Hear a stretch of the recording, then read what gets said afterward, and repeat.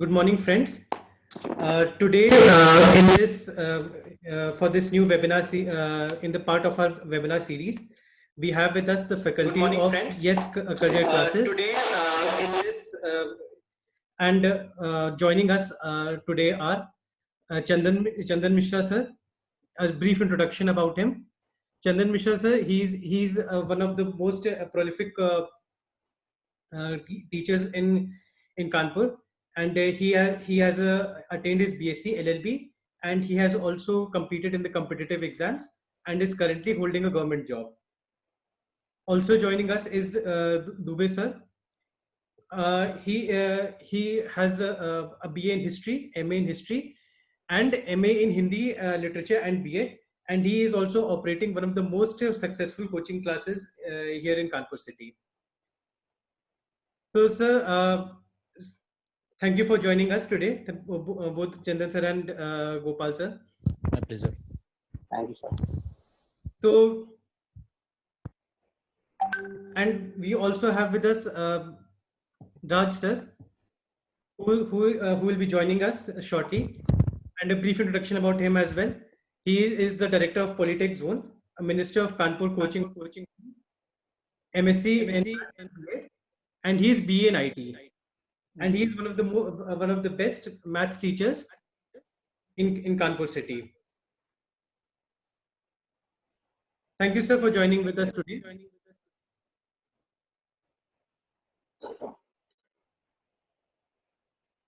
So, sir, we'll start today's webinar with the first question. How do you see the future of, and please feel free to answer in Hindi as well, because we a lot of our audience, they prefer other language. तो आपको coaching exams में, competitive exams में आपको क्या future दिख रहा है अब तो कोविड महामारी के संक्रमण के आगे?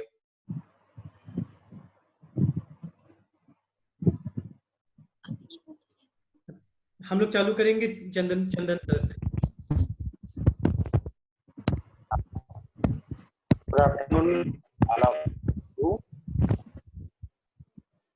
देखिए, जब ये कोविड कोरोना वायरस आया है, तो जैसे घड़ी की सुइयां रुक गई, उस तरीके से पूरी दुनिया रुक गई. हमारा एजुकेशन सिस्टम हो, हमारा इकोनॉमिक सिस्टम हो, सभी कुछ रुक गया है. तो हमें इसको नई नई अपॉर्चुनिटी के रूप में लेना चाहिए. हमारे पास नए नए मौके हैं. देखिए, प्रधानमंत्री जी ने भी कहा कि जो लॉकडाउन होता है, उस लॉकडाउन बड़े बड़े देशों को इकोनॉमिक के रूप, ठीक है, तो वही भी यहाँ एजुकेशन के रूप में, यहाँ एजुकेशन के रूप में नए नए तरीके उभर करके आएंगे कि हम एजुकेशन को किस तरीके से बढ़ावा दे सकते हैं. अब यहाँ पर आता है कि एजुकेशन का जो सिस्टम है वो दो तरीकों से होता है. एक तो आपका ऑफलाइन है और एक आपका ऑनलाइन है. लॉकडाउन पीरियड में ऑफलाइन सिस्टम जो हमारा है पूरे तरीके से समझ लीजिए रुक गया है, या आगे कुछ दिनों तक और भी रुका रहेगा, क्योंकि आप घर से बाहर नहीं निकल सकते हैं. तो अब आपको ऑनलाइन सिस्टम पर जाना है. ऑनलाइन सिस्टम में देखिए, ऑनलाइन सिस्टम क्या है, एक समुद्र है.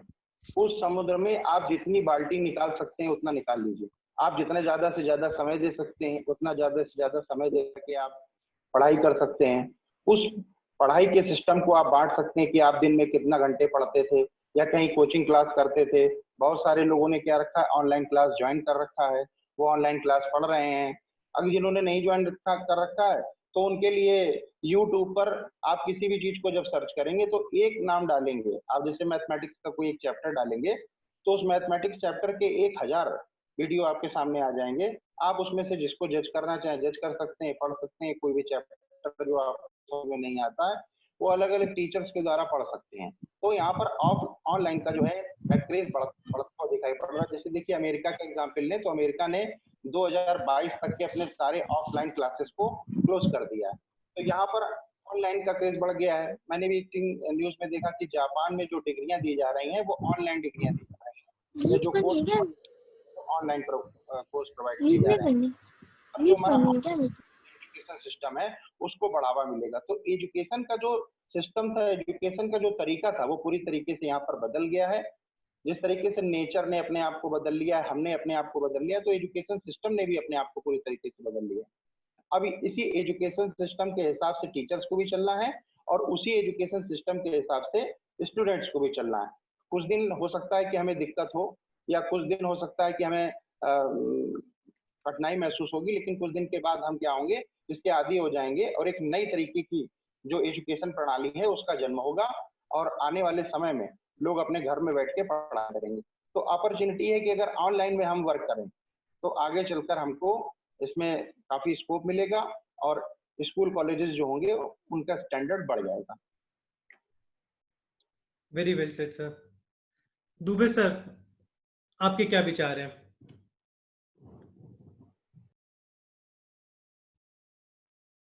हेलो सर, आपके हेलो क्या विचार हैं? क्या आपको लग रहा है क्या कैसी प्रणाली होगी एग्जाम्स की इस महामारी के बाद? आपके क्या विचार हैं? देखिए, जैसा कि चंदन जी ने अभी अपने जो विचार रखे हुए हैं, जो बातें उन्होंने बताई हैं, मैं उनकी बात से तो पूरी तरह से एग्री करता हूँ कि अगर जब सोशल डिस्टेंसिंग मेंटेन रखनी है तो सोशल डिस्टेंसिंग को मेंटेन रखने का एक ही तरीका है, वो आप अपने घर पे ज़्यादा से ज़्यादा समय व्यतीत करें। और जब आप घर पे रहेंगे, यानी जो ज़रूरी काम है, जो चूँकि स्टूडेंट्स के लिए तो सबसे ज़रूरी काम है पढ़ना, तो उसे बाहर की जो लायबिलिटीज़ है शायद उसे निभाने की ज़रूरत नहीं है। उसके लिए गार्जियंस और उसके लिए उनके जो पेरेंट्स वो काम कर रहे हैं अपना। टीचर्स पढ़ा सकते हैं, वो भी अपने घर पे रह कर के पढ़ा सकते हैं, या उनका जो प्लेस है वहाँ से पढ़ा सकते हैं। स्टूडेंट्स को सोशल डिस्टेंसिंग को मेंटेन रखते हुए घर पे रहना ज़्यादा ज़रूरी हो चुका है। तो इसके लिए अगर हम देखें तो ऑफलाइन क्लासेस तो पॉसिबिलिटीज़ नहीं है, क्योंकि अगर आप ऑफलाइन क्लासेस को देखते हैं तो बैचेस बहुत बड़े बड़े हो चुके हैं। यानी आप कह सकते हैं कि किसी एक बैच में जो कोचिंगें हैं उसमें 70-80 या 100 बच्चों से भी ज़्यादा स्टूडेंट्स बैठते हैं। तो इसलिए सबसे बड़ी अपॉर्चुनिटीज़ जो है वो है ऑनलाइन की। बच्चे घर पर रह करके ऑनलाइन अच्छे से पढ़ सकते हैं। ऑनलाइन और ऑफलाइन का एक ट्रेंड चला है कि बच्चों के मन में ये ख्याल आता है कि क्या ऑनलाइन बेस्ट ऑप्शन है या ऑफलाइन बेस्ट ऑप्शन है। तो देखिए, दोनों का अपना इक्वल वेटेज है। अगर हम कहें कि बेस्ट क्या है, तो दोनों की अपनी इक्वल इम्पोर्टेंस है। बोथ जो जो मोड्स हैं ऑफलाइन के और ऑनलाइन के, इनके अपने पॉजिटिव और निगेटिव फैक्ट्स सभी स्टूडेंट्स को मालूम है। अगर हम बात करते हैं कि जैसे इस समय हम अगर प्रेफरेंस कर रहे हैं ऑनलाइन को, तो ऑनलाइन के जो अपने पॉजिटिव प्रेफरेंसेस हैं वो ये हो सकते हैं कि आपका जो टाइम कंज्यूम हो रहा है वो सेव हो सकता है। अब किस तरीके से टाइम कंज्यूम हो रहा है, तो हम देखेंगे टाइम कंज्यूम को कि जैसे मान लीजिए अगर ऑफलाइन बैचेस के जो बच्चे हैं वो ट्रैवल करते हुए जाते हैं, ट्रैवल करने में जैम्स हैं, रश है, क्योंकि आजकल जो अब तो लॉकडाउन है इसमें तो सड़कों पर रश नहीं है, लेकिन जब ऑफलाइन बच्चे जाते थे तो उनको बहुत सारे रश, जाम वगैरह ये सारी चीज़ें इससे फेस होना पड़ता था। उसके अलावा बहुत सारी रुकावटें होती हैं। तो कुल मिलाकर हम ये कह सकते हैं कि जो स्टूडेंट्स हैं अगर ऑफलाइन बैच को लेते थे तो उनके कम से कम 2 से ढाई घंटे आने जाने और सारी चीज़ें का सेटअप करने में, तैयार होने में और सारी चीज़ों में लग जाते थे। तो 2 से ढाई घंटे ये इनके ऑनलाइन में अगर ये आते हैं, शिफ्ट होते हैं, तो इसमें पूरे 2 ढाई घंटे सेव हो जाते हैं। पहला पॉजिटिव फैक्ट यहाँ पर ये हम देखते हैं। दूसरे फैक्ट पर अगर हम नज़र डालते हैं तो ऑनलाइन का एक वेटेज ये है कि ऑफलाइन में जो फीस वगैरह है वो बहुत ज़्यादा है, यानी एक नॉर्मल स्टूडेंट्स है उसके लिए अफोर्डेबल नहीं है, लेकिन ऑनलाइन में वो सारी चीज़ें अफोर्डेबल हो जाती हैं। बच्चे एक कम फीस में अच्छी चीज़ें की अच्छी क्वालिटी एजुकेशन को गेन कर पाते हैं। मेरा दूसरा पॉइंट यहाँ पर ये है। तीसरा पॉइंट अगर हम देखें तो जैसे कहते हैं कि आवश्यकता ही आविष्कार की जननी है। तो यहाँ पर इस समय तो भाई सारी चीज़ें सार्थक होती हमें दिखाई पड़ रही हैं। जैसा कि आप देख सकते हैं कि लॉकडाउन का समय है। लॉकडाउन के समय में स्टूडेंट्स अपने करियर को लेकर भी चिंतित हैं, क्योंकि लॉकडाउन तो हमेशा के लिए नहीं रहेगा। आने वाले समय में जब लॉकडाउन, ये जो एक इतनी बड़ी महामारी, जो एक पैंडेमिक, ये पूरा एपिडेमिक जो पूरे विश्व में, पूरा विश्व इससे परेशान है। एजुकेशन सिस्टम सिर्फ इंडिया का ही नहीं, हर जगह का अपना, जैसा भी चंदन ने कहा कि जापान वगैरह में सारी चीज़ें ऑनलाइन हैं।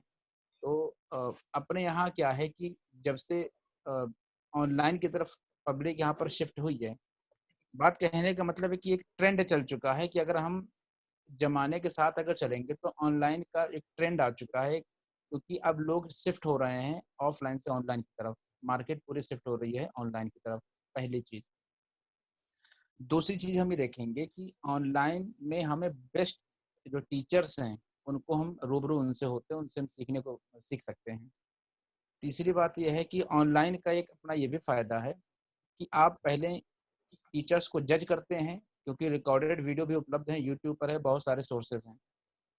बहुत सारे टीचर्स हैं जो लगे हुए हैं इसी फील्ड में। तो आप पहले उनको जज कर सकते हैं, जज करने के बाद देखते हैं कि आपके लिए बेस्ट फैकल्टी क्या हो सकती है। उस हिसाब से आप उस टीचर को सिलेक्ट करके उसका चुनाव करते हैं और उसके हिसाब से आप एंगेज करते, अपने प्लान को सेटअप करते हैं। जबकि ऑफलाइन का एक इसका सबसे बड़ा नेगेटिव इम्पैक्ट यही जाता था कि ऑफलाइन में अगर आप किसी भी कोचिंग में जाते हैं तो आप वहाँ पर एक-एक टीचर को जज नहीं कर सकते हैं। आप अगर गए, अगर ये तो आपका भाग्य है कि अगर अच्छा टीचर मिल गया तो मिल गया। अगर फैकल्टी अच्छी नहीं मिली तो आपको आपका टाइम जो है वो वेस्टेज हो जाएगा और आप कुछ सीख नहीं पाएँगे। So I think this is the most valuable fact about the online classes. So everyone should be go with what is the trend. क्या ट्रेंड चल रहा है उसके अकॉर्डिंग हमको चलना चाहिए। ये सबसे मेरे हिसाब से बेस्ट है। ये मैंने ऑनलाइन के कुछ अपने फैक्ट गिनवाए थे। गिनवाने के लिए बहुत सारी चीज़ें हो सकती हैं, जैसे क्लासेस तो अगर बच्चे कुछ ऐसे होते हैं, अगर ऑफलाइन में कोई ऐसा काम हो गया या कोई मैरिज हो गई या ऐसी कोई बात हो गई तो बच्चों के बैच छूट जाते हैं, क्लास छूट जाती है और उसको बैकअप करना उसका उनके लिए बहुत कठिन हो जाता है। जबकि ऑफलाइन में इसका सबसे बड़ा फ़ायदा ये है कि आप जब चाहें, जितनी बार चाहें, उस जो आपकी क्लास मिस हो चुकी है तो उसको आप रिकॉर्डेड मोड पर उसे जितनी बार चाहें उतनी बार देख करके क्वेश्चन को अपने रिवाइज़ कर सकते हैं, अपना जो टॉपिक उसको अच्छे से समझ सकते हैं। तो आई थिंक ये सबसे बड़ा एक इम्पैक्ट हो जाता है ऑनलाइन क्लासेस के लिए। और ये जो जितने पॉजिटिव एस्पेक्ट हैं ऑनलाइन के लिए, ये सारे एस्पेक्ट जो हैं ये ऑफलाइन के लिए नेगेटिव हो जाते हैं। तो बात करने के लिए बहुत सारी बातें हैं कि हम ऑफलाइन और ऑनलाइन में क्या चूज़ करें। ऑनलाइन के हिसाब से भी कुछ चीज़ें नेगेटिव इम्पैक्ट हैं, कुछ चीज़ें नेगेटिव हैं। उसी प्रकार से ऑफलाइन में बहुत सारी ऐसी चीज़ें हैं, क्योंकि हमारे यहाँ तो ट्रेंड आज ऑनलाइन हुआ है। इसके पहले भी लोग एजुकेटेड होते रहे हैं और इसके पहले भी लोग जो है अपने आप को सेटल कर चुके हैं, अचीवमेंट कर चुके हैं बहुत सारी चीज़ों का। तो दोनों की अपनी इक्वल इम्पोर्टेंस है, लेकिन ट्रेंड के according online is best option. Thank you sir. Raj sir, आपके लिए क्वेश्चन है कि आपसे क्वेश्चन है, पूछा है कि लॉकडाउन में हम लोग कैसे हम लोग अपनी तैयारी कर सकते हैं।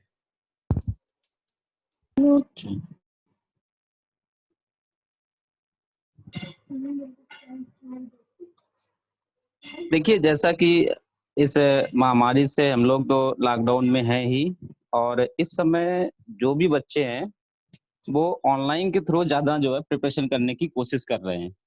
कि जैसे हालाँकि कंटेंट तो जैसा सर लोगों ने भी बताया हुआ है कि आज हम कोई भी प्लेटफ़ॉर्म पर जाते हैं, कहीं पर भी कुछ सर्च करते हैं तो हमारे पास कंटेंट बहुत अच्छा है। बट वास्तव में कुछ बच्चे ऐसे होते हैं जो उस कंटेंट को गाँव में हैं या कहीं पर भी हैं, तो वो उसको जो है हासिल नहीं कर पा रहे, कहीं न कहीं कोई प्रॉब्लम्स रहती है। तो ऑनलाइन मेरे हिसाब से तो बहुत बेटर काम नहीं हो पा रहा है बहुत अच्छी तरीके से, क्योंकि प्रॉब्लम कहीं न कहीं से आ ही रही हैं। क्योंकि हम लोग जैसे भी एक बच्चा फिज़िकल होता है, जो फिज़िकल चीज़ें हम उसको सिखा सकते हैं, वो शायद ऑनलाइन में हम लोग अभी इतना बेहतर नहीं कर पा रहे हैं। इसके लिए हमको और भी अच्छे से, अब हर टीचर के पास बहुत अच्छा प्लेटफ़ॉर्म नहीं होता है, तो हर बच्चे को वो अच्छा प्लेटफ़ॉर्म नहीं मिल पाएगा। अगर हम लोग एक अच्छा प्लेटफ़ॉर्म, कुछ ऐसे टीचर्स हैं, वो एक कंबाइन करके कुछ अच्छा प्लेटफ़ॉर्म अगर बना के बच्चे को दें, तो शायद उससे जो है बच्चा बहुत अच्छा कर पा रहा है। अगर किसी एक पर्टिकुलर टीचर की बात की जाए, तो एक पर्टिकुलर टीचर बहुत अच्छा लाइव ऑनलाइन सेटअप तैयार करने में प्रॉब्लम्स आती है। तो इसलिए बेहतर यही रहेगा कि हम लोग अगर जैसे एक अच्छा प्लेटफ़ॉर्म बच्चे को दें और बच्चा हमसे जुड़े, वो चाहे किसी भी प्रकार से अगर जुड़ेगा तो हम अच्छे से अच्छा टीचर एक ही प्लेटफ़ॉर्म पर उस बच्चे को मिलेगा। ऐसे क्या होता है कि कोई भी बहुत अच्छा प्लेटफॉर्म बनाता है तो बच्चा अब वहाँ वीडियो देखता है, वो देखता है कि इनका बहुत अच्छा वॉइस आ रही, इनकी बहुत अच्छी क्लैरिटी है, इनके कंटेंट अच्छे लग रहे हैं। फिर 2-4 10 मिनट के बाद फिर से वो नया जो है देखता है, फिर उसको उस पर जो है नया अच्छा लगता है, तो वो उससे बेहतर लगता है, तो वो वहाँ जॉइन करने की कोशिश करता है।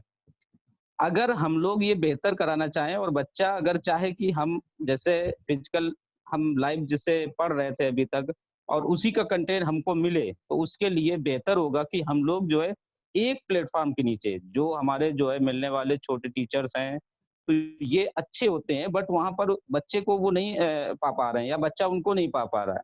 क्योंकि वो देखता है उनका कहीं वीडियो में प्रॉब्लम, कहीं कुछ प्रॉब्लम, कुछ ना कुछ ऐसी प्रॉब्लम्स बच्चे के साथ रहती हैं और वो बच्चा अच्छे टीचर से कंटेंट हासिल नहीं कर पा रहा है। इससे बेहतर ये रहेगा कि जैसे हम लोग एक सेटअप बहुत अच्छा कहीं तैयार करें, कोई स्टूडियो एक अच्छा बनाएँ और वहाँ पर अच्छे-अच्छे टीचर्स जो है पहुँच कर, ये किसी न किसी को सबको जो है कंबाइंड मिलकर करना होगा। जैसे बहुत से प्लेटफ़ॉर्म हैं, आज इस इंडस्ट्री में बहुत लोग ऐसे जुड़ गए हैं, जो मतलब जो है इसमें बहुत ज़्यादा इन्वेस्ट करके लोगों को जिनका कोई बैकग्राउंड टीचरी का नहीं है, वो लोग जो इस इंडस्ट्री में, इस फील्ड में आ रहे हैं। तो इससे बेहतर होगा कि हम लोग फिर उनसे वंचित रह जाते हैं, वो अपना ही सेटअप तैयार करते हैं, अपना सब कुछ करते हैं, तो इसलिए हम लोगों के लिए यही बेहतर रहेगा कि हम लोग जो है एक अच्छा प्लेटफ़ॉर्म कोई तैयार करें मिलकर और इसके बाद जो है उस प्लेटफ़ॉर्म के थ्रू बच्चे को अच्छा कंटेंट दे पाएँ। ये इस समय प्रिपरेशन अगर बच्चा करता है तो ऑनलाइन के थ्रू ज़्यादा वो सर्च कर रहा है, लेकिन सारी चीज़ें उसको नहीं मिल पा रही हैं। इससे बेहतर यही रहेगा कि हम लोग अच्छा कंटेंट तो रखते हैं अपने पास, लेकिन बच्चे तक नहीं पहुँचा पा रहे और बच्चे को हम ही को सर्च करना है, तो किसी न किसी रूप में हम लोगों को अपने आप को चेंज करना पड़ेगा। क्योंकि आगे की जो लाइफ़ है, बच्चों की प्रिपरेशन है, वो उसी पर डिपेंड होगी। आगे अभी तक बहुत ये देखिए कोरोना महामारी है, कोई ऐसी तो है नहीं कि आज है तो कल ये खत्म हो जाएगी। आज हम लोगों के जो है 137 करोड़ में जब लोग मरते थे, महामारी से ज़्यादा मरते थे, लेकिन महामारी का असर यहाँ पे ना दिखकर बाहर के देशों में ज़्यादा दिख रहा है क्योंकि वहाँ मृत्यु दर कम हुआ करती थी और वहाँ पर लोग ज़्यादा मर रहे हैं क्योंकि वहाँ महामारी है। महामारी तो यहाँ पर भी है, लेकिन यहाँ वैसे भी पॉपुलेशन इतनी जनसंख्या ज़्यादा है। अब आप लोगों ने खुद इस चीज़ को जज किया होगा कि अमेरिका जैसे 33 करोड़ देशवासियों से वहाँ पर जो है 22 की लगभग 22 करोड़ की टेस्टिंग हो चुकी है, 11-12 करोड़ की, 15 करोड़ की टेस्टिंग हो चुकी है, तब वहाँ पर इतना निकला है। अगर इंडिया में इसकी टेस्टिंग होगी, अगर हम 100 करोड़ पर भी पहुँचते हैं, तब हमारे पास बहुत ज़्यादा जो है संख्या निकल कर आएगी। लेकिन हमारे यहाँ कितनी टेस्टिंग हुई? अभी मात्र 22 लाख तक हो पाई है। 22, 25, 30 लाख तक हो पाई होगी। तो आप खुद इस चीज़ को सोचिए, ये डेटा बहुत जो है बहुत ही चिंताजनक है कि आगे अगर 100 करोड़ की भी टेस्टिंग होती तो 10 लाख लोग कम से कम हमारे यहाँ भी पॉजिटिव निकलेंगे। तब इसका फ़र्क जो है आपको दिखेगा, हम लोगों को दिखेगा। तो इससे बेहतर हम लोगों को चेंज तो करना ही पड़ेगा। एक प्लेटफ़ॉर्म तो बनाना ही पड़ेगा, उस प्लेटफ़ॉर्म के थ्रू हम लोगों को जो है प्रिपरेशन करनी ही पड़ेगी और उसी को बच्चों को देना होगा। तो इस समय सबसे अच्छा हम लोगों को अपने आप को मजबूत करने का है। बच्चे तो अभी कहीं न कहीं से कंटेंट ले ही रहे हैं। हम लोगों का कंटेंट बच्चे तक पहुँचा इसलिए हम लोगों को अपना प्लेटफ़ॉर्म अच्छा करना पड़ेगा। तो सर आप लोग का तीनों का ही ओपिनियन है कि ऑनलाइन क्लासेस पे काफी इम्पीटस दिया जा रहा है जी। और online he is the way forward इस जब तक इस महामारी के संक्रमण में है हम लोग। बट आपके हिसाब से जब एक इन अ पोस्ट कोविड वर्ल्ड जब ये महामारी का इफेक्टिवली खत्म हो जाएगा, जब हम लोग वापस से दुनिया अपने जैसे हुआ करती थी आज से 5 महीना पहले जी, जी, जी। वापस आ जी। पाएगी, तो आपके हिसाब से तब बच्चे तब भी ऑनलाइन क्लासेस प्रेफर करेंगे कि बिल्कुल, बिल्कुल देखिए, अगर हम देखिए होता क्या है कि आप शुरू से सोचिएगा, हम कभी भी आगे बढ़कर पीछे बढ़ना नहीं सोचते हैं। अगर हम लोगों को फिजिकल पढ़ाया जाता तो हमने फिजिकल से ऑनलाइन की तरफ गए। आज अगर ऑनलाइन की तरफ हम प्रिपरेशन करेंगे बहुत अच्छे से, फिर जो है जब रूटीन हमारा बिल्कुल जो है फ्रीली हो जाएगा, जैसे पहले की लाइफ हम जी रहे थे, तो हम वहाँ पर फिजिकल नहीं कर पाएँगे। हम उस समय भी ऑनलाइन क्योंकि हमारे डेली रूटीन में बदलाव आ चुके होंगे। हम लोग सोशल डिस्टेंसिंग का यूज़ कर रहे हैं। ये अब हमारे एक डेली लाइफ जो है, ये अपने आप की चेंज होने वाली है, पूरी लाइफ बदलने वाली है। भले ये महामारी रहे या ना रहे, हम अपने आप को बदल लेंगे इसी महामारी में और आगे भी उसी के अकॉर्डिंग वर्क करते ही रहेंगे। क्योंकि आप देखिएगा कि चाहे महामारी रहे अथवा ना रहे, आगे की जो आने वाली परिस्थितियां हैं वो हम लोगों की बिल्कुल जो है टारगेट होगी। हम लोग कैसे काम करेंगे, हम सोशल डिस्टेंसिंग हमेशा यूज करेंगे, मास्क हमेशा लगाएंगे, ऑनलाइन हमेशा पढ़ाएंगे, ऑनलाइन बच्चा भी पढ़ेगा। तो ऐसा नहीं है कि कल को अगर चीजें नॉर्मल हो जाती हैं तो बच्चा फिर से जो है उस पर ज्यादा, हालांकि परसेंटेज कम रहेगा बट वो ऑनलाइन ज्यादा प्रेफर करेगा इसके बाद भी, क्योंकि हम लोग भी वही करेंगे। मॉल में जाएंगे, मॉल में जो है सब्जी खरीदें, कुछ भी खरीदें, हम लोग कहेंगे कि दूर दूर खड़े हो, सोशल डिस्टेंसिंग यूज करो, तो वो एक रूटीन में आ जाएगा। अब वो रूटीन हमेशा आगे रहेगी। आदि मानव पहले थे, उन्होंने अपने आप को बदलाव किया, तो क्या हम आदि मानव बनना थोड़ी चाहेंगे? बदलाव हो गया, किसी कारण से हो गया, उन्होंने अपने आप को, उन्हें खाना नहीं मिलता, आग की खोज की, तो आग के बाद वो खाना थोड़ी वही खाने लगे, फल फूल थोड़ी खाने लगे, उन्होंने फिर भून के खाना शुरू किया, भूनने के बाद फिर वो और आगे बढ़े, फिर उन्होंने कबीलों में रहना शुरू किया, इसके बाद उन्होंने बहुत से बदलाव किए, तो हम पीछे नहीं गए, आगे ही बढ़ते रहे। वही चीज यहाँ पर है, अगर महामारी खत्म हो जाएगी, बिल्कुल जीरो आ जाएगा, फिर भी हम लोग जो ऑनलाइन के प्रेफर्ड को ही ज्यादा फॉलो करेंगे, और यही चीजें आगे आने, अभी तो क्या है, अभी आप देखिए जाकर कि हम लोग, ऐसा कुछ आएगा कि हम लोग जैसे एक दिन में या एक महीने में कितने लोगों से मिलते हैं उसका भी डेटा कलेक्शन हो जाएगा कहीं ना कहीं, किसी न किसी रूप में। ये चीजें आगे आने पर जो है ये कंटिन्यू लागू रहेंगी। ऐसा नहीं कि आज अगर इतना बड़ा बदलाव हुआ तो उसको जो है हम खराब कर देंगे, तुरंत फिर से वही हम चीजें यूज करने लगे, नहीं, ऐसा पॉसिबल नहीं है। वो हो जाएगा तो वो कंटिन्यू रहेगा, इसलिए हमें अपने आप को जो उसमें फॉलो करना ही पड़ेगा, उसी में डालना पड़ेगा। चंदन सर, आई आपकी एग्री चंदन सर सर। आपके क्या विचार है? हाँ करते सर, मैं राज सर से बिल्कुल जो है सहमत हूँ, क्योंकि एक बार जो चीज पैटर्न में आ जाती है तो उससे हम पीछे जाने की कोशिश नहीं करते। जैसे सपोज कीजिए, एग्जाम्पल लेते हैं कि पहले आप लड्डू खाते थे और आज आप रसगुल्ला खाने लगे, तो फिर कोई व्यक्ति रसगुल्ला खाने के बाद ये कोशिश नहीं करता है कि हम लड्डू खाएंगे। जिस ट्रेंड में हम जी रहे हैं, पूरी दुनिया रिसाइकिल हो गई, मतलब एक ऐसा चेंजमेंट आ गया है हमारे अंदर, उस चेंजमेंट से हम बैक नहीं जाना चाहेंगे। बहुत समय पहले लोग कुर्ता पैजामा पहना करते थे, धीरे धीरे पैंट पहनने लगे, जीन्स पहनने लगे, बात ये तो ये अब हम कोई आज जीन्स पहनने वाला लड़का हो, उसको आप कह दो कि सड़क पर धोती कुर्ता पहन कर जाए तो वो नहीं जाएगा, वो जीन्स टी शर्ट ही पहन कर जाएगा। तो जिस चीज यहाँ पर हम कदम बढ़ा चुके हैं। दूसरी बात रही, ये जो महामारी आई है, आप एक एग्जाम्पल उठाइए, छोटा सा वायरस है कैंसर, कितने साल हो गए कैंसर को आए हुए, आज तक उसका सही से इलाज नहीं संभव है। केवल दुनिया में 2% लोग हैं जो कैंसर से सही हो पाते हैं, 98% आज भी नहीं। और वो जो 2% होते हैं, 1% उसमें भगवान के सहारे और बाकी 1% जो अरबपति करोड़पति होते हैं वो सही हो पाते हैं, गरीब आदमी के लिए कुछ नहीं है। भारत एक ऐसा देश है जहाँ पर आज भी 64% लोग ऐसे हैं जो कृषि पर डिपेंड करते हैं या छोटी आमदनी के लोग हैं। तो भारत में इस महामारी का असर अभी दसियों साल तक रहेगा। तो अगर जब तक ये असर बना रहेगा तो सोशल डिस्टेंसिंग होता रहेगा। ये आप सोचिए, हो सकता है डर कर करें या सरकार डर दिखा कर करे, तो सोशल डिस्टेंसिंग का जब तक पालन होता रहेगा तो लोग, जब 10 साल का समय बीत जाएगा और ये अगर मान लीजिए हमने इस महामारी पर कंट्रोल पा लिया, जो कि मुझे लगता है कि ऐसा कभी नहीं होगा, क्योंकि ICMR और WHO तक कह चुका है कि हो सकता है कि कभी दुनिया में ऐसा कोई वैक्सीन बने ही ना जिससे कि जो है कोविड-19 का इलाज हो सके। या जितने भी लोग सही हो रहे हैं वो किसी दवाई से नहीं सही हो रहे हैं, उनके अंदर का जो इम्यूनिटी पावर है, या वो ऐसे क्लाइमेट में जी रहे हैं कि उनकी बॉडी का स्ट्रक्चर इतना मजबूत हो चुका है, वो लोग ही कोविड-19 से सही होकर के आ रहे हैं। जो लोग शारीरिक रूप से कमजोर हैं वो उसमें मृत्यु के गर्त में जा चुके हैं। तो अगर इसी तरीके का माहौल रहेगा तो ये सोशल डिस्टेंसिंग का पालन हमें करना पड़ेगा। और जैसे कि मैं एक एग्जांपल दूं, एक स्कूल है सिंधिया स्कूल ऑफ ग्वालियर, ग्वालियर में बना हुआ है। वहाँ आज ही बच्चों को बुक्स से नहीं, लैपटॉप से और टैबलेट से पढ़ाया जाता है। तो इसी तरीके का ट्रेंड जो है यहाँ पर देखने को मिलेगा। तो इसलिए जो है हम ऑनलाइन, आज हमारा एक कमजोर पक्ष है। आज इंडिया में बहुत सारे इलाके ऐसे हैं जहाँ नेटवर्किंग सही नहीं आती है। तो सरकार को या हम लोगों को, या राज भाई ने कहा कि एक ऐसा ट्रेंड है कि हमें एक ही छत के नीचे इस तरीके के साधन जुटाने पड़ेंगे कि बच्चों को एक ही छत के नीचे सारी सुविधाएं मिले। तो इस तरीके का एक नेटवर्क आएगा या इस तरीके का नेटवर्क हमें बनाना पड़ेगा, जिससे हम आगे चल करके एक ऐसा माहौल पैदा करें कि बच्चे ऑनलाइन में ही पढ़ेंगे। तो जब बच्चा 10 साल तक ऑनलाइन पढ़ता रहेगा तो वो ऑफलाइन में नहीं जाएगा। तुलसीदास जी ने रामचरितमानस लिखी थी तो स्याही बोर बोर करके लिखा करते थे, लेकिन आज अगर आप किसी से कह दें कि उसी डंडी से स्याही बोर करके लिखे तो कोई नहीं लिखेगा, क्योंकि सबके पास एक से एक एडवांस पेन आ गए हैं, उनसे उनका इस्तेमाल करता है।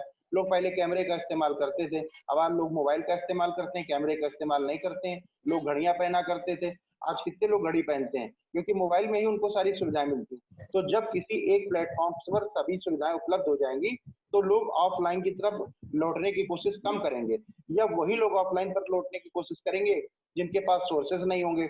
उसका भी गोपाल सर ने एक अच्छा सा आंसर दिया था कि आज हमारा जो ऑफलाइन सिस्टम है वो काफी रहता है। ठीक है, एक बार हम किसी कोचिंग में जाते हैं तो वहां पर हम एक बार फीस पेड कर देते हैं, लेकिन ऑनलाइन में क्या है, ऑनलाइन एक समुद्र है। वहां पर हमें जो है बहुत सारे जो टीचर्स हैं जज करने के लिए मिलते हैं, या किसी ऑनलाइन क्लास को हम अटेंड करते हैं तो उसके पास ज्यादा से ज्यादा फैकल्टी होती है। तो वो फैकल्टी क्या होती है, एक सब्जेक्ट के कई कई टीचर होते हैं, तो हमें क्या होते हैं, ज्यादा लोगों को जज करने का मौका मिलता है। तो I agree with Raj sir and Gopal sir कि ये ट्रेंड अब चेंज नहीं होगा। ये ट्रेंड इसलिए भी नहीं चेंज होगा क्योंकि ये महामारी अब लंबे समय तक नहीं जाएगी, और अगर कोई चीज लंबे समय तक रहने वाली है तो हमें भी कुछ इस तरीके की प्रिपरेशन करनी चाहिए कि आने वाले समय में हम स्टूडेंट्स को वो सुविधाएं प्रोवाइड कराएंगे या वो चीजें लेकर के आएंगे जो उसको जरूरत है। सन 2003 में एक मोबाइल मैंने लिया था, नोकिया 3310। उस पर वो लगा बहुत अच्छा है, लेकिन आज अगर वो मेरे को कोई इस्तेमाल करने को देगा तो वो मैं नहीं इस्तेमाल करूंगा। ठीक है, क्योंकि आज मेरे पास स्मार्टफोन है। तो ये स्मार्टफोन और कीपैड फोन का ही कंपैरिजन हो गया है ऑफलाइन और ऑनलाइन। ऑनलाइन का अब अगले 1-2 सालों में इतना गजब का ट्रेंड देखने को मिलेगा कि बच्चा ऑफलाइन की तरफ लौटेगा नहीं। बहुत सारे स्कूलों में, यहाँ तक कि सरकारी कॉलेजों में, दिल्ली वगैरह में तो सारे सरकारी कॉलेजों में ऑनलाइन की को स्टार्ट कर दिया है। और वहाँ के चीफ मिनिस्टर ने, केजरीवाल ने बोल भी दिया है कि नेक्स्ट सेशन जो हमारा होगा उसमें हम कोशिश करेंगे कि बच्चों से टैबलेट के माध्यम से ही पढ़ाई करवाई जाए या घर बैठे पढ़ाई कराई जाए। और अगर ये महामारी नहीं रुकेगी तो आप देखिएगा कि अगला जो सत्र है, सरकार शून्य सत्र घोषित करने की जगह ऑनलाइन ट्रेंड पर काम करेगी, और हो सकता है कि बच्चों के जो एग्जाम वगैरह हो वो भी ऑनलाइन स्टार्ट हो जाए।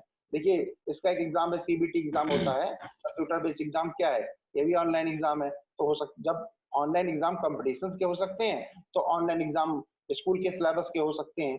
तो अगर जब कुछ ऐसा ही होने वाला है तो क्यों ना हम कुछ इस तरीके का प्रिपरेशन करके रखें कि ऑनलाइन हम एक ही छत के नीचे सभी कुछ देंगे। तो मेरे हिसाब से ऑनलाइन का ट्रेंड चल रहा है और हमें ऑनलाइन की तरफ बढ़ना है। ऑफलाइन एक गुजरा हुआ जमाना हो चुका है। इस लॉकडाउन में हमें जो है सोशल डिस्टेंसिंग का पालन करना सिखाया, और बहुत सारा वर्ग जो है, एक बहुत बड़ा वर्ग है जो आज भी बाजार में निकलता है तो वो सोशल डिस्टेंसिंग का पालन इसलिए नहीं करता है क्योंकि सरकार ने कहा है, वो सोशल डिस्टेंसिंग का पालन इसलिए करता है क्योंकि उसको अपने आप को सेफ रखना है। बहुत सारे लोग इसको अवॉइड भी करते हैं, लेकिन एक बहुत बड़ा वर्ग ऐसा हो गया है जो अपने आप को सेफ करना चाहता है। वो जानता है कि अगर मैं घर जाऊंगा तो मैं, कहीं ऐसा है कोरोना वायरस को घर में न ले जाऊं ताकि मेरी वजह से मेरे फैमिली को कोई नुकसान हो, तो वो स्वयं सोशल डिस्टेंसिंग का पालन करेगा। और बहुत सारे माँ बाप अपने बच्चों को स्कूलों में नहीं भेजना चाहते, वो कह रहे हैं कि हम ऑनलाइन ही पढ़ाने की कोशिश करेंगे। तो जब ऑनलाइन ट्रेंड बढ़ रहा है तो हमें भी ऑनलाइन पर ही वर्क करना चाहिए। दुबे सर, आपके क्या विचार हैं? जैसा कि चंदन जी ने बताया और राज सर ने बताया, तो बात तो इनकी बिल्कुल ठीक है। मैं भी उसी बात पर सहमत हूँ कि मैंने अपनी बात को इस बात को कहते हुए खत्म किया था कि ट्रेंड तो ऑनलाइन का ही है, क्योंकि ऑनलाइन ही एक ऐसा माध्यम है जिस पर आप घर पर रह करके सारी चीज़ों की फैसिलिटीज़ को फेस कर सकते हैं, उसका फ़ायदा उठा सकते हैं।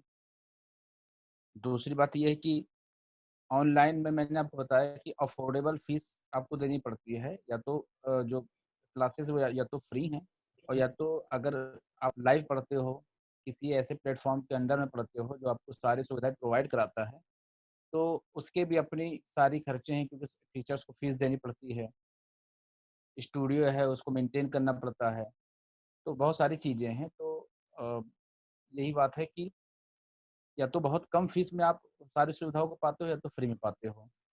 अब चूँकि अगर एक स्टूडेंट किसी लाइव क्लासेस को फेस करता है, तो जैसे मैंने आपको थोड़ी देर पहले बताया था कि पॉजिटिव और नेगेटिव इम्पैक्ट दोनों मोड के हैं, ऑफलाइन के भी और ऑनलाइन के भी।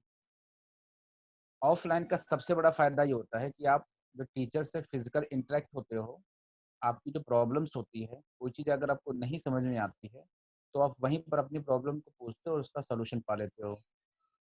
लेकिन जब आप रिकॉर्डेड वीडियो को देखते हो, जो फ्री होती है मोस्टली, तो अब जब रिकॉर्डेड वीडियो को आप देखते हो तो आपके मन में जो भी कुछ डाउट्स होते हैं आप उसको पूछ नहीं सकते हो। इसका सबसे बड़ा फ़ायदा ये होता है कि जिस तरीके से अभी हम लोग लाइव हैं और अपनी हर एक बात को एक दूसरे से शेयर कर रहे हैं, क्वेश्चंस पुट कर रहे हैं और उसके आंसर अपने हिसाब से पा रहे हैं। तो लाइव क्लासेस में क्या होगा कि जो स्टूडेंट होते हैं उनको ऑफलाइन क्लासेस के जैसा माहौल मिलता है। वो अपने घर पे ही रह करके लगता है उन्हें कि हम ऑफलाइन ही पढ़ रहे हैं, क्योंकि जो भी उनके मन में डाउट होते हैं वो सीधे टीचर से उसी समय एट अ टाइम पूछते हैं और उसका सॉल्यूशन पाते हैं।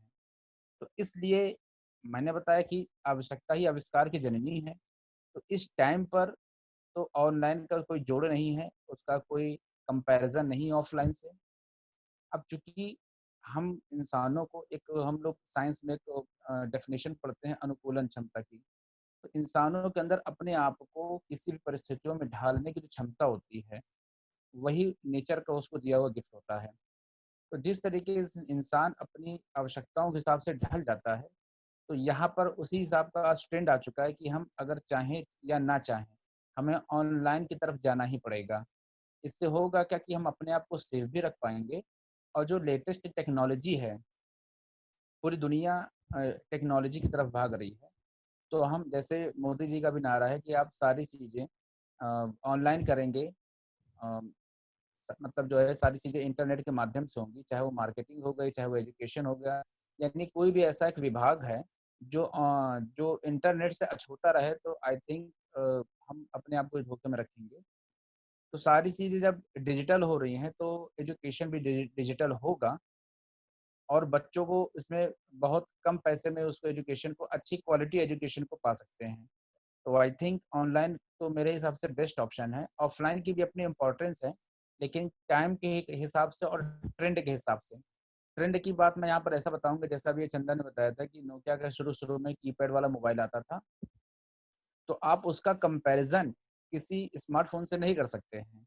आप स्मार्टफोन को ही कहेंगे यहाँ यही बेहतर है। तो वही सीधी सी बात है कि ऑफलाइन और ऑनलाइन का ये कंपैरिजन है, पहली चीज़। और दूसरी चीज़ ये है कि अगर आप ऑफलाइन क्लासेस अगर आपको अच्छी मिल गई, तो कोई भी स्टूडेंट ऐसा नहीं है कि हर एक बंदे या स्टूडेंट के घर के पास ही कोई अच्छी कोचिंग हो। यानी आप अगर कोई भी बंदा है अगर वो सिविल की कोचिंग चाहता है, आईएएस और पीसीएस की कोचिंग करना चाहता है, तो उसका सीधे आँख बंद करके उसके दिमाग में दिल्ली का मुखर्जी नगर ही आता है। तो क्या दिल्ली का मुखर्जी नगर कानपुर में आ सकता है, लखनऊ में आ सकता है, या किसी छोटे शहरों में, छोटे गाँव के आस-पास तो नहीं हो सकता। इसका मतलब है कि उन स्टूडेंट्स को हज़ारों किलोमीटर दूर जाना पड़ता है जो दिल्ली से बहुत दूर रहते हैं, और वहाँ जाने के बाद अपनी फैमिली से दूर रहते हैं। पैसे अच्छी खासी फीस वो पेड करते हैं और उसके बाद भी सिलेक्शन की कोई गारंटी नहीं होती किसी की। तो इस तरीके से अगर कोई भी स्टूडेंट के पास तो वो सारे संस्थान अच्छे-अच्छे नहीं आ सकते हैं। लेकिन आप इंटरनेट के माध्यम से, ऑनलाइन क्लासेस के माध्यम से आप अच्छी से अच्छी कोचिंग को जज कर सकते हैं, पहले पसंद कर सकते हैं, टीचर की क्वालिटी को, फैकल्टी को समझते हैं कि किस फैकल्टी की बातें आपको आसानी से समझ में आ रही हैं। तब आप उसके बाद एक फाइनल डिसीजन ले करके अपने करियर की ओर बढ़ते हैं। तो आई थिंक ऑफलाइन ऑनलाइन मैंने आपको बताया कि इम्पोर्टेंस है, लेकिन जो ट्रेंड होता है, यानी जिस तरफ हवा चल रही होती है उसी तरफ चलना ज़्यादा फायदेमंद होता है।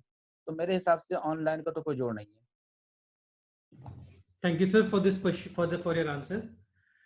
एक थोड़ा सा जो हमारे काफी एस्पिरेंट्स के मन में ये क्वेश्चन आता है जी, कि जो एस्पिरेंट्स होते हैं वो कंपटीशन का फॉर्म फिल करते हैं, हुँ, लेकिन अक्सर होता है कि या तो एग्जाम नहीं होता है या फिर रिजल्ट नहीं आते हैं, हुँ, और ऐसे में एफर्ट, टाइम, पैसा सब चला जाता है। तो हुँ। उनके लिए आपके पास क्या मैसेज कि उनको कैसे, how should they handle this particular situation?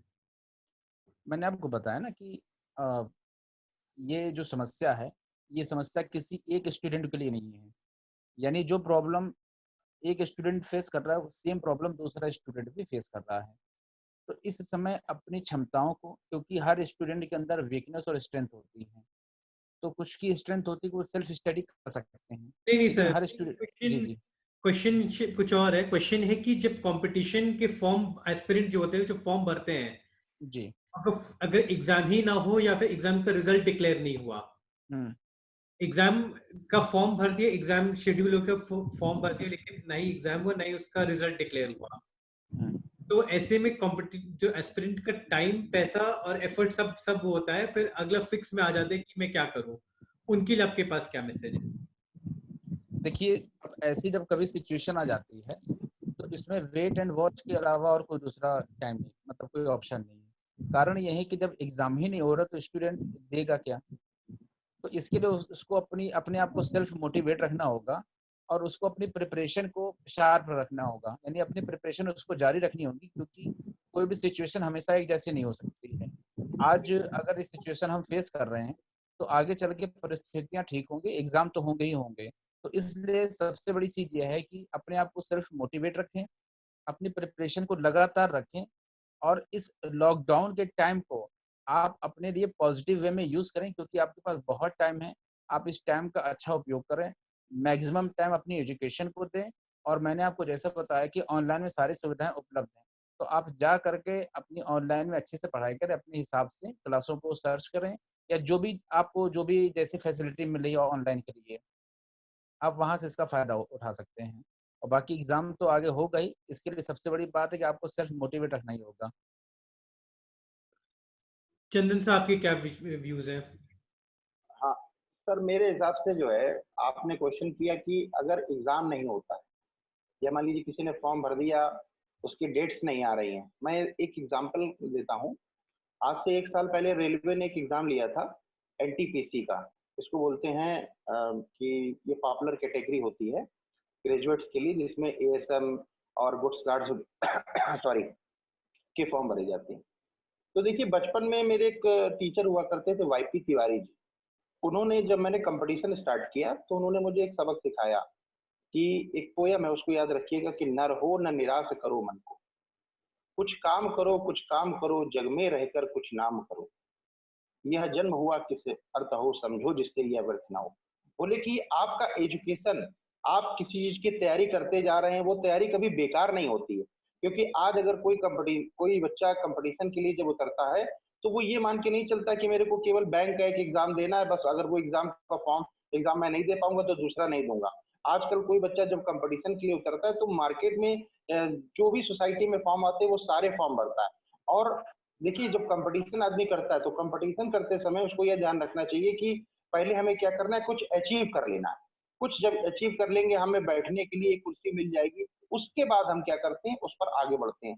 मैं अपना एग्जाम्पल देता हूँ। मैंने सन 2006 के आसपास कंपटीशन की तैयारी शुरू करी, और तब से लेकर के करीब 2012 तक मैं लगातार कंपटीशन की तैयारी करता रहा। 2010 में मेरा एक सिलेक्शन हुआ, मेरे घर वालों ने जाने नहीं दिया मुझे। फिर मैं नर्वस हो गया, तो उन्हें मेरे गुरुजी ने कहा कि नहीं, आप निराश मत होइए, आप तैयारी करते रहिए। जब मैं बिल्कुल निराश हो गया तो फिर मैंने लॉ किया और मैंने कोचिंग पढ़ाना स्टार्ट किया। तो मैं पढ़ाता रहा और उसके बाद क्या हुआ, 2012 में मेरे 7 जगह सिलेक्शन हुआ। अब ये जो 7 जगह मेरा सिलेक्शन हुआ था, ये उसी तैयारी का नतीजा था। जो मैंने 6 साल अपने वेस्ट किए थे, उन 6 साल का नतीजा था कि मुझे मतलब लोगों को नौकरी नहीं मिलती, मैंने चूज़ करके नौकरी करी कि मैं कौन-सी नौकरी करूँ। तो ये क्या था, मेरी तैयारी का नतीजा था। और अगर हम ये मान लें कि नहीं, 3 महीने बाद हमारा एग्ज़ाम होना, हम 3 महीने में तैयारी कर लें, तो सर 3 महीने में कोई तैयारी नहीं होती। जितने भी बच्चे प्रिपरेशन कर रहे हैं, वो जानते हैं कि सालों तैयारी करनी पड़ती है। तो अगर कोई बच्चा कहता है कि एग्ज़ाम का डेट नहीं आ रहा है, ये हमने फॉर्म फिल अप कर दिया है, उसकी परीक्षाएँ नहीं हो रही हैं, तो ऐसा नहीं है। जो बच्चे कॉम्पिटिशन तैयारी करते हैं, उनके लिए मेरा केवल एक मैसेज है कि आप बिल्कुल निराश मत हों। स्वामी विवेकानंद जी की एक पोयम है, the wounded snake is who run first, the state of doth blaze, the desert air resound the calls of her distressed blind says. But you are divine, march and on, not left nor right, but to the goal.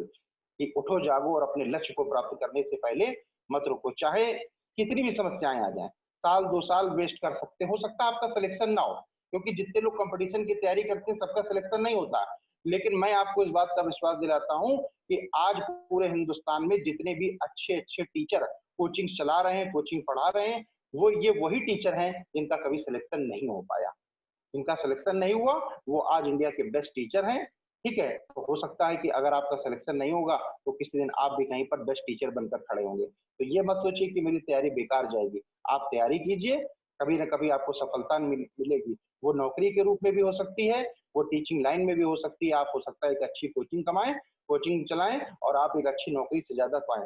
आज जो teachers हैं जो 5-5, 10-10 लाख रुपए महीना कमा रहे हैं, वो एक सरकारी नौकरी जो 40-50 हजार रुपए मिलती है उससे ज्यादा कमा रहे हैं। लेकिन ये वही लोग हैं जो कभी कहीं पर सेलेक्ट नहीं हो पाए, या सेलेक्ट हुए तो इंटरव्यू से बाहर हो गए। मेरे साथ के कई लोग हैं जो मेरे साथ नौकरी में बैठे, नहीं सफल हो पाए, लेकिन अच्छी क्लास चला रहे हैं। गोपाल सर को देखिए, गोपाल सर तैयारी कर रहे हैं, आज बहुत बड़ी कोचिंग चला रहे हैं, बात ये ठीक है। राज सर को देखिए, राज सर क्या है, किसी समय इन्होंने कंपटीशन की तैयारी की होगी, आज ये बढ़िया कोचिंग चला रहे हैं। तो कानपुर के कहीं पूरे हिंदुस्तान के जो टॉपर हैं, जो टॉप कोचिंग चलाने वाले, टॉप इंस्टीट्यूट चला रहे हैं, वो किसी जमाने में खुद तैयारी किया करते थे। किसी भी कारण, किसी भी वजह से उनका सिलेक्शन नहीं हो पाया, तो बात यह है कि आज वो टॉप टीचर बने हुए हैं। तो मेरा स्टूडेंट से केवल इतना ही मैसेज है कि आप लोग निराश ना हो और आप अपनी तैयारी को बनाए रखें। समय बीतने के साथ आपका सिलेक्शन होगा, और अगर सिलेक्शन नहीं होगा तो ये निश्चित है कि आप जीवन के जिस चौराहे पर खड़े होंगे, उस चौराहे का नाम होगा सफलता। Very well said sir, very inspirational story. Raj sir, आप कुछ अपने विचार व्यक्त करना चाहेंगे? देखिए सर, इस पर बहुत ज्यादा ना कुछ कहते हुए बस मैं यही कहना चाहूंगा कि ये सब प्रशासनिक चीजें हैं कि जैसे फॉर्म निकलता है और इसके बाद जो है नहीं होता है, तो उस पर बहुत ज्यादा डिबेट करने का कोई मतलब नहीं बनता है, क्योंकि ये सेक्टर ऐसा है कि हम लोगों के हाथ में नहीं है, और उसके लिए हम लोग कुछ कह भी नहीं सकते हैं, कुछ कर भी नहीं सकते हैं। तो वैकेंसी निकलेंगी, अब कभी ना कभी उसका एग्जाम तो होगा, चाहे वो कोर्ट में जाए या कहीं पर भी जाए, मामला उसका जो है डिस्प्यूट जरूर होगा। तो मतलब कहीं ना कहीं चीजें बनेंगी। ऐसा नहीं है कि हम हताश हो जाएं और प्रिपरेशन ना करें कि ऐसा हो गया है, फॉर्म आया है। फॉर्म तो आएंगे, फॉर्म के डिले भी हो सकता है, कोई टेक्निकल प्रॉब्लम होती है, कहीं उनको जो एजेंसी नहीं मिलती है, तो इस वजह से अभी देखिए एनटीपीसी वाले में भी यही वो चल रहा था। ऐसे बहुत से एग्जाम हैं जो चल रहे हैं, तो उस पर बहुत ज्यादा हम लोग जो है उस पर बच्चों को भी ये नहीं सोचना चाहिए। हाँ, जब तक समय है तब तक अपनी प्रिपरेशन कंटिन्यू रखें। जब एज हो जाए तो जरूरी नहीं है कि आपकी नौकरी नहीं लगी तो आप अच्छे व्यक्ति नहीं बन पाए। आप बहुत अच्छे व्यक्ति बने हैं, समाज में आपकी इज्जत होगी और उसी हिसाब से आप अपना काम भी करेंगे। Very well said sir. Sir, एक लास्ट क्वेश्चन, उसके बाद आप तीनों टीचर्स के लिए, उसके बाद हम लोग ये अब सेशन आज के लिए सब फिर फिनिश करेंगे। आफ्टर आपके हिसाब से ये कोविड के उसमें करियर प्रेफरेंसेस में क्या होना चाहिए, आया होगा या आएगा? एक बार क्वेश्चन फिर से बोलिएगा, समझ नहीं आया। कि इस कोविड-19 के संक्रमण के बाद आपके हिसाब से करियर प्रेफरेंसेस में क्या चेंज आएंगे? जो एस्पिरेंट्स हैं या जो एक ओवरऑल जो बच्चे हैं आज के, जो ग्रेजुएट कर रहे हैं, जो एस्पिरेशन रखते हैं गवर्नमेंट जॉब्स में, उनके करियर प्रेफरेंसेस में कोई चेंज आप महसूस कर रहे हैं कि बिजनेस एज यूजुअल चलेगा? हाँ बिल्कुल, अभी देखिए इस पर तो बहुत ज्यादा शोध करने की आवश्यकता है, बहुत ज्यादा चेंजमेंट आएगा। ये जो वैकेंसीज जो होती हैं, जैसे फिजिकल की वैकेंसी, जहां पर अब इससे देखिए बदलाव होगा। अभी तक हम लोग जो है जाते थे, लाइन लगाकर टिकट खरीदते थे, इसमें भी कमी आएगी। तो उसको भी ऑनलाइन प्रेफरेंस दिया जाएगा, बहुत ज्यादा लोग ऐसा सेक्टर जाएगा, या कोई ऐसा इनका आईटी सेल बनेगा जहां से जो ऑनलाइन का ये बुकिंग कराएंगे। तो इसमें कुछ संभावनाएं भी बहुत ज्यादा बनेंगी। ऐसा नहीं है कि आज हम टिकट खिड़की पर जाकर, विंडो से जाकर जो है टिकट खरीदते थे, तो उसी पर खरीदते रहेंगे। देखिए इनको बदलाव करके इनको जो है कोई ना कोई एक ऐसा सेक्टर बनाना पड़ेगा।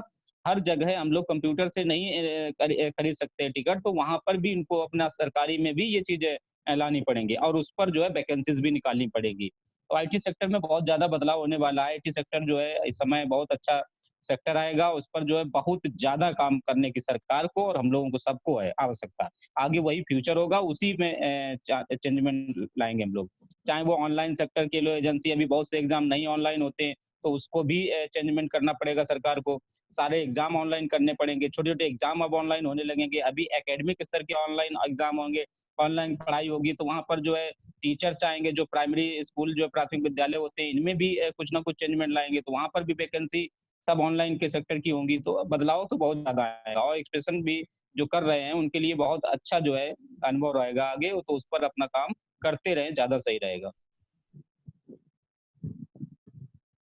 चंदन सर, आपके आपके विचार।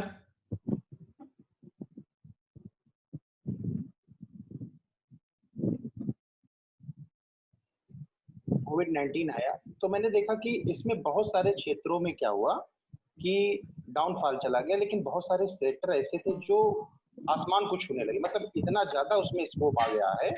जैसे आप एक देखिए स्वास्थ्य विभाग, तो मुझे लगता है आने वाले समय में स्वास्थ्य विभाग में बहुत सारी नौकरियां बिल्कुल आने वाली हैं। दूसरा है टीचिंग सेक्टर। देखिए जो हमारे पास टीचर्स हैं वो हैं ओल्ड प्रोफेशन, मतलब ऐसे टीचर जिनको ऑनलाइन का ज्यादा नॉलेज नहीं है, तो ऐसे टीचर्स की भर्ती होगी जो ऑनलाइन व्यवस्था को जानते होंगे, या ऐसे ट्रेनर बुक किए जाएंगे जो इन सबको ऑनलाइन व्यवस्था की जानकारी देंगे। क्योंकि जो हमारे पास सरकारी विभागों में आज से 30 साल और 35 साल पहले भर्ती हुए टीचर्स हैं, वो टीचर्स ऑनलाइन के बारे में जानते हैं तो बहुत, मतलब तिनका मात्र जानते हैं। तो ऐसे इंस्ट्रक्टर की जरूरत होगी, या ऐसे टीचर्स आएंगे, ठीक है, ऐसे काउंसलर आएंगे, तो इन सब की वैकेंसी, स्वास्थ्य विभाग की वैकेंसी, तो ये सारी वैकेंसियां जो हैं इनकी वैकेंसी निकलने वाली है। आईटी क्षेत्र की बहुत बड़ी वैकेंसी आने वाली है। तो मेरा कहने का तात्पर्य है, स्टूडेंट्स को एक मैसेज है कि आप लोग बिल्कुल प्रिपेयर रहें, क्योंकि एक बहुत बड़ी मात्रा में नौकरी आने वाली है। मैंने 2008 में एक मंदी देखी थी। उस समय भारत में एक मंदी आई थी, पूरी दुनिया में मंदी आई, लेकिन भारत में मंदी नहीं आई। उस समय अपने प्राइम मिनिस्टर हुआ करते थे डॉक्टर मनमोहन सिंह। तो चूंकि वो एक फाइनेंस मिनिस्टर भी हो चुके हैं, एक बार आरबीआई के गवर्नर भी रह चुके हैं, तो उन्होंने एक फार्मूला दिया। उन्होंने फार्मूला दिया कि अगर देश में नौकरियां बांटी जाए तो अपने यहाँ मंदी नहीं आएगी। उन्होंने उस फार्मूले को अप्लाई किया, और उस समय एसबीआई ने अपने समय की सबसे बड़ी वैकेंसी निकाली, 1 लाख क्लर्क को भर्ती किया, आईबीपीएस का गठन हुआ, बैंकों में नौकरियां निकाली, रेलवे ने नौकरियां निकाली, लगभग 98,000 नौकरियां रेलवे ने निकाली। तो वो जो आर्थिक मंदी, जिसको क्राइसिस कहते थे, इकोनॉमिक क्राइसिस था, वो पूरी दुनिया में आया, लेकिन इंडिया को वो टच नहीं कर पाया। तो मेरे को लगता है कि ये जो इकोनॉमिक क्राइसिस अपने आया है, इसको दूर करने के लिए सरकार एक बहुत बड़ी बम्पर वैकेंसी, देखिए अपने यहाँ के चीफ मिनिस्टर योगी आदित्यनाथ जी खुद अपने इंटरव्यू में कह रहे हैं कि एक बहुत बड़ी वैकेंसी मैं देने वाला हूँ। प्राइम मिनिस्टर कह रहे हैं आने वाले समय में आईटी क्षेत्र में बहुत बड़ी वैकेंसी आएगी। तमाम प्राइवेट कंपनियां आएंगी, वो प्राइवेट कंपनियां बहुत बड़ी वैकेंसी लेकर के आएंगी।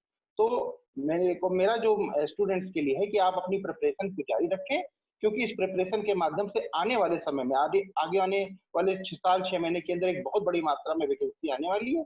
तो आप बिल्कुल अपनी प्रिपरेशन जारी रखें, क्योंकि आपका एक गोल्डन टाइम आने वाला है। और मेरी शुभकामनाएं हैं कि आप उस पर प्रिपरेशन जारी रखें, तो आपको नौकरी मिल सकती है।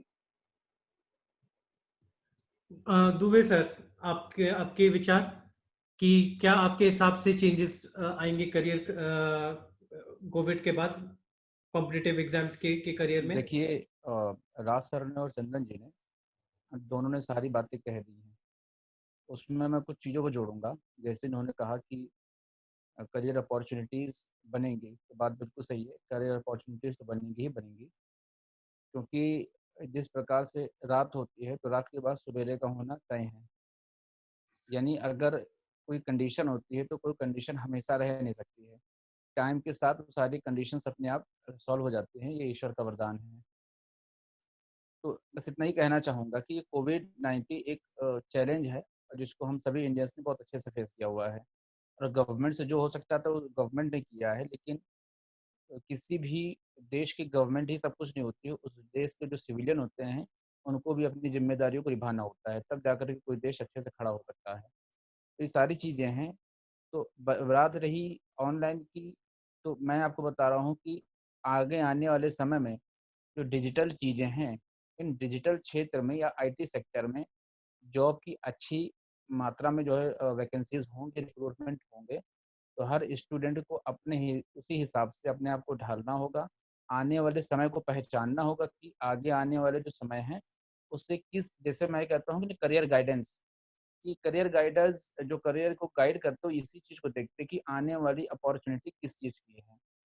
तो ये तो तय है कि आने वाला समय डिजिटल है, चाहे मार्केट हो, चाहे एजुकेशन सेक्टर हो, चाहे कोई भी सेक्टर हो। हर सेक्टर डिजिटल होगा। इसलिए जैसे एक समय था कि स्टूडेंट्स कभी बीटेक की तरफ भागते, तो फिर एक समय एमबीए की तरफ भागते, तो फिर एचआर। तो ये एक आज की बात, ये नई बात नहीं है, ये चेंज होते रहे हैं और ये चेंज होते रहेंगे। कि जितना इवोल्यूशन हुआ है आजकल की जो पूरे वर्ल्ड में, तो इवोल्यूशनरी टाइम होता रहा है, पूरा एक ड्यूरेशन होती है, आदमी को अपने उसी हिसाब से ढालना होता है। जैसे मैं कहूँगा कि जो जिराफ था, तो पहले जिराफ की गर्दन इतनी लंबी नहीं थी, लेकिन उसने ऊँचे पेड़ की पत्तियों को खाने के लिए उसका एक टाइम पूरा गया और एक इवोल्यूशन चेंज आया उसकी पूरी जेनेटिक्स में। तो उसी हिसाब से क्या है कि स्टूडेंट को भी अपने आप को प्रिपेयर करना होगा आने वाले समय के लिए, और आने वाली संभावनाओं को पहचानना होगा कि वो किस क्षेत्र में जा कर के बढ़िया बेस्ट अपना करियर ऑप्शन चूज कर सके। तो आई थिंक जो आने वाला सेक्टर है, जो आने वाला टाइम है, वो डिजिटल टाइम है।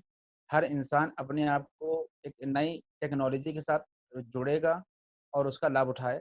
तो इसके लिए बस सजेशन नहीं है कि हर स्टूडेंट को अपने आप को आने वाले समय के हिसाब से चेंज करना ज़रूरी है, और इन संभावनाओं को पहचानना और इन चैलेंजेस को, जो चैलेंजेस आ रहे हैं, उनको फेस करने के लिए अपने आप को प्रिपेयर करना होगा। तो बस स्टूडेंट से इतना है कहना कि एग्ज़ाम की जो तैयारी है वो लगे रहें। कोई जो समस्या है वो हमेशा नहीं रहेगी, उसका सॉल्यूशन होगा। लेकिन जब सॉल्यूशन हो जाएगा और फिर अचानक आप मान लीजिए एग्ज़ाम देने जाएँगे, तो आपकी तैयारी अगर नहीं रहेगी तो वो स्टूडेंट बाजी मार जाएँगे। जैसे कहते हैं ना कि अगर किसी को हराना है तो उसकी एक लाइन है, अगर उसको छोटा करने के लिए उससे ज़्यादा एफर्ट हमें करना होगा। तो वही बात है, हर स्टूडेंट आजकल के कॉम्पिटिशन के दौर में अपने आप को बेस्ट तरीके से प्रिपेयर करे, अपनी तैयारी रखे, आने वाले अपने चैलेंजेस को फेस करे। और अच्छा इंसान वही होता है जो आने वाली संभावनाओं को पहले से ही समझ ले और उसके हिसाब से अपने आप को तैयार कर ले। तो आई होप आने वाला समय digital. Thank you Dubey sir, thank you Chandan Mishra, thank you Raj sir. आप लोग काफ़ी दिलचस्प हम लोग क्या आज डिस्कशन हुआ है, जहाँ पे आप लोगों ने बच्चों को संदेश दिया है कि वो अपने आप को पॉजिटिव रखें, अपनी तैयारी जारी रखें और आने वाले समय के लिए में आने वाले बूम के लिए अपने आप को तैयार रखें। Thank you for this discussion, thank you for joining with us. And आप लोग को बताना चाहूंगा कि this webinar was brought to you by Kidzelt, which is a 16-year-old publication which has been providing uninterrupted service in over 10 plus countries, reaching out to over 10 million students. And Raj sir, Chandan sir, and Dubey sir, they're all a part of our team. They're part of the Yes Career classes. And I thank you all again for joining us. Thank you, all the viewers. Thank you, teachers. Thank you, everybody, for joining us. Thank you sir. You have a good. You. Okay. Thank you.